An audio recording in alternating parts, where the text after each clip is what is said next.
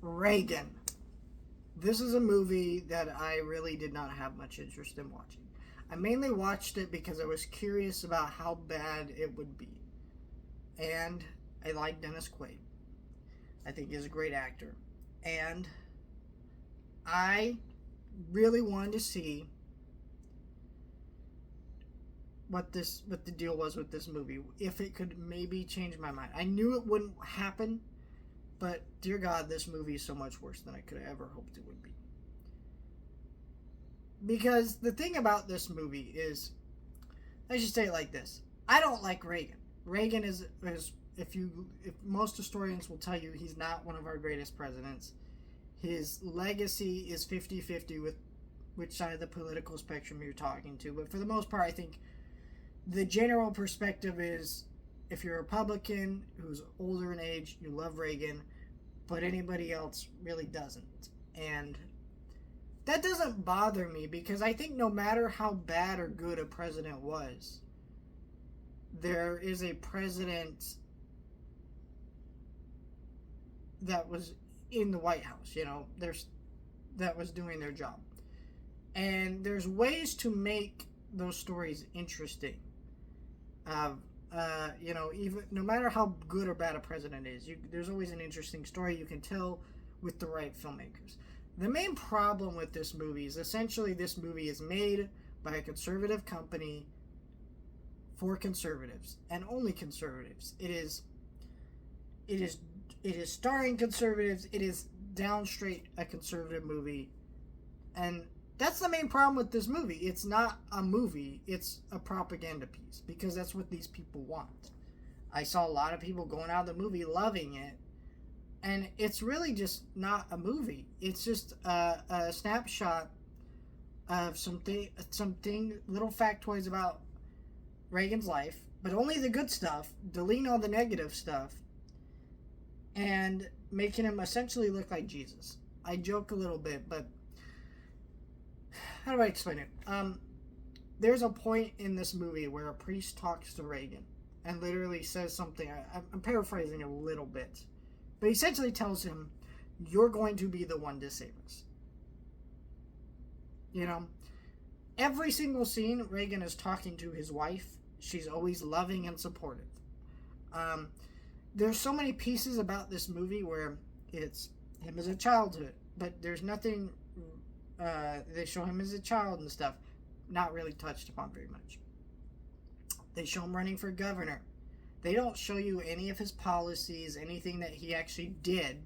They just show you that he ran for governor. They show you that he was the head of the Screen Actors Guild. They show you that he was an actor. They don't really show you any of that, other than that it happened, and I guess his luck ran out with acting, so then he ran for governor, and then eventually president. That is the basics of this movie. There is no conflict in this movie, because for there to be conflict in this movie, Reagan would have to be a person. And he is not a person, because this is a propaganda piece made to remind you of a president who, in a lot of ways, failed us, and also in a lot of ways succeeded.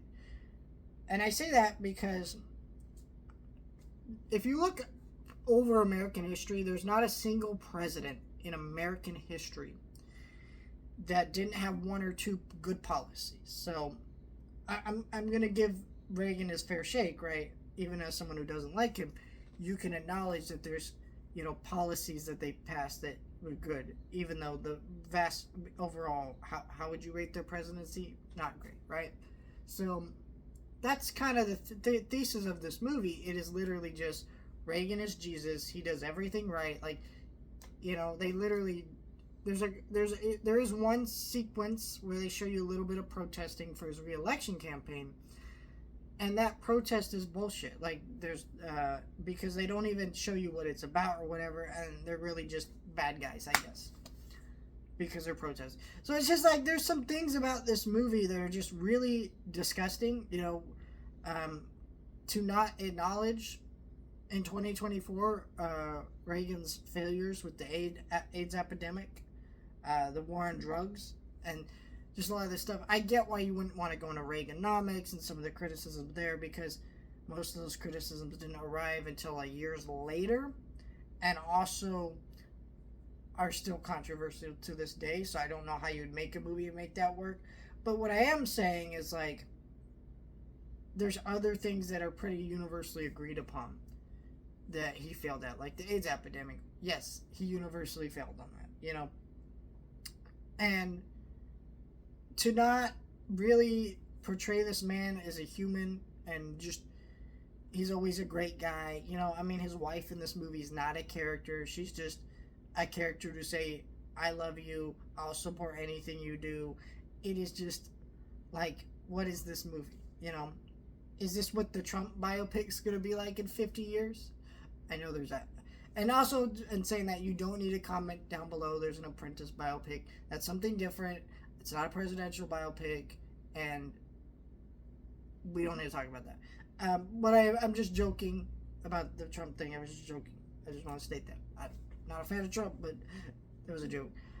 But like, it really does feel like that way, because you know, and I even I work at the theater, as I mentioned many times on the channel. Even be sitting there, and I get these older people going in the movie and they're really loving it. And I think it really just is because they were alive when Reagan was president, and they are remembering it wrong, you know, or they're remembering it from a very skewed perspective, right? Maybe they were kids when Reagan was president, whatever.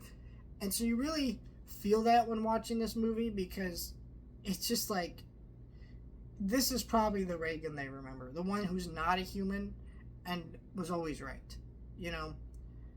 And that's the main problem with this movie. This is why it probably had such a hard time getting made for almost 10 years, because who the shit wants to watch this movie? You know, presidents' biopics are actually something I think should happen more, because we've had a lot of them and we can tell some interesting stories. There's a few of them that we should probably wait a few years for to do. Like, I don't think we need an Obama biopic right now, or a Joe Biden one, or a Trump one, right? But there's some other ones, like, digging way deep into our history's past. Like, how have we not had, like, a major George Washington biopic, you know, or something, some kind of movie like that? You know, I feel like it's very bizarre. I didn't like it.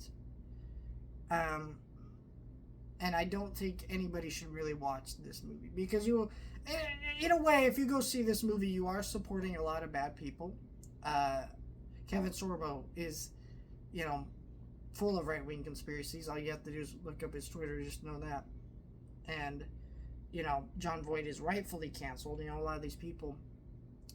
And I'm not saying everybody who worked on this movie is a bad person. Like I said, I like Dennis Quaid, but you do feel, but it's like you're supporting propaganda, and you're also supporting people who are a little bit in the MAGA cult, and that's not great. And so, like, I watched this movie essentially so you don't have to. This is the Reagan movie. This is what it is. It's easily one of the worst films I've honestly ever seen, just because the incompetence on display filmmaking wise here. Also, I should mention Dennis Quaid was not good in this movie. Dennis Quaid is like the one thing you would expect to be good, but he couldn't really even do the Reagan voice. His makeup was like Dear Evan Hansen's level of bad, where they try to make him younger, but somehow it just made it look worse, and it was just a nightmare, and this is a disaster. I can see why this movie's just kind of doing because I imagine in red states this movie's really popular, but outside of those red states it's like kind of, there you go. Fuck this movie, don't watch it.